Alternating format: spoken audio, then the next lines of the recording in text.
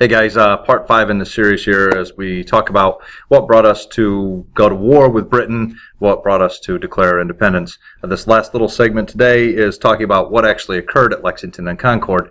And in order to understand really what Lexington and Concord was all about, you have to understand that that whole Intolerable Acts really had a major effect on an awful lot of Boston and the Boston area, the areas that surrounded Boston.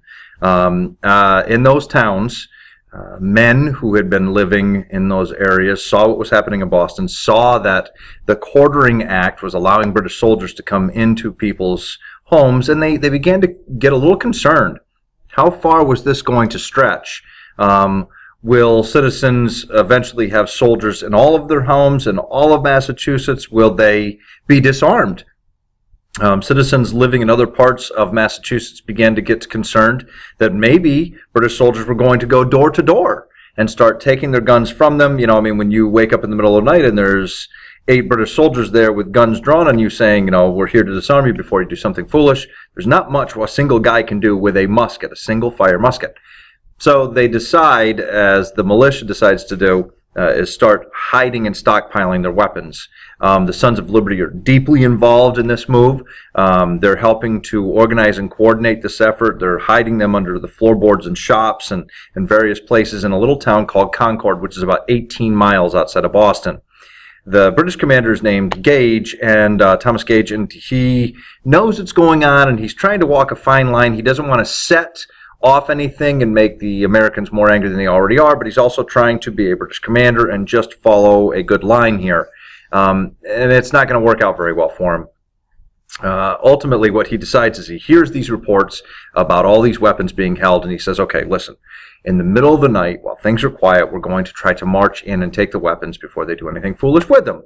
Well, the problem is, it would be one thing if, you know, I mean, he just did this, but he was being watched very closely. His men were being watched very closely by that organization, the Sons of Liberty, and they establish a way that they can keep track of what Gage is doing, and they're concerned either he is going to march his men the long way over to Concord to try to seize the weapons, or potentially fugitives from justice that we talked about in class, or maybe he's going to have his men cross the Charles River there and try to get across the water. And in order to do that, you know, he's going to take the by sea route to try to get in and get those guns.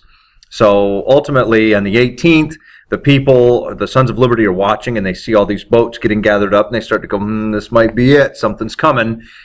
Gage thinks he's doing this all in secrecy.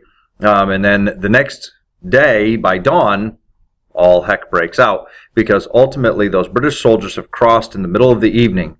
The story that you've heard about Paul Revere is they see the men loading up into these boats. They go up and they hang 2 lanterns in the old North Tower, telling everybody who's watching the tower that the British are crossing using the boats by sea, one if by land, 2 if by sea. And the idea that Revere then jumps on a horse and like sprints out of town and screaming at the top of his lungs, it's not exactly accurate. And we talked in class, you know, I mean, he had to first leave a town which basically was under lockdown, so he had to very casually try to make his way out of town without drawing attention to himself.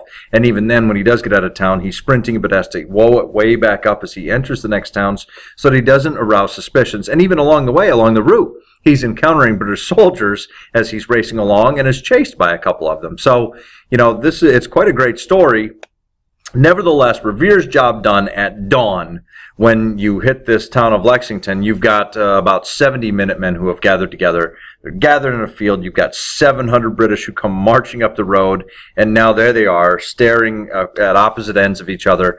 And the British basically tell them, go home, boys. You don't want any of this. We don't know who fired the first shot. There's a little speculation that it may have actually been somebody who wasn't actually out on the field, who sees the colonists start to sort of lose their nerve and start to back off from the field. And they take a pot shot instead, sort of forcing this to happen. Quickly, shots are exchanged. 8 colonials are killed. The British continue to march on to go and seize the weapons that the Sons of Liberty have stockpiled. They get down to Concord. They find no weapons and go, well, there's nothing here. Forget it. Let's go back. and on their way back, they come to the bridge there in Concord, and this time they encounter 300 Minutemen. And those 300 Minutemen are a little more resolved than the 70 that they encountered at Lexington. Those 300 Minutemen wind up successfully killing 73. So right there in that first exchange at Concord, you have a tenth of all of the troops who went out put down by these Minutemen and militia. And before the British can return back to Boston, another 200 are wounded or are missing. So you got like 273 of 700 soldiers headed out of this who don't make it home in the same condition that they went out. This is not something that the king is going to be able to ignore. This is not something that Gage is going to be able to walk the fine balance between anymore. It's war. And basically this is called the shot that's heard round the world. Hopefully it makes a little more sense to you. Hopefully you guys understand. Again, if you have questions, see me in class, after class. Don't ever hesitate. And until then, we'll see you soon.